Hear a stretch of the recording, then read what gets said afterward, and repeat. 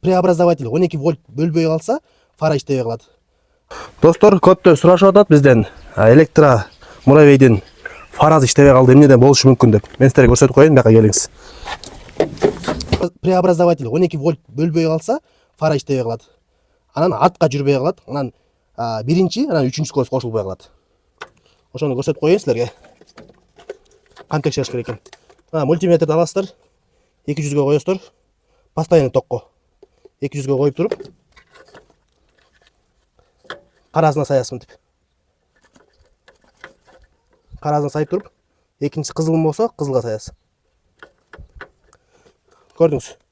72 вольт, 72, 73 вольт. Бул преобразовательге кирип атат азыр.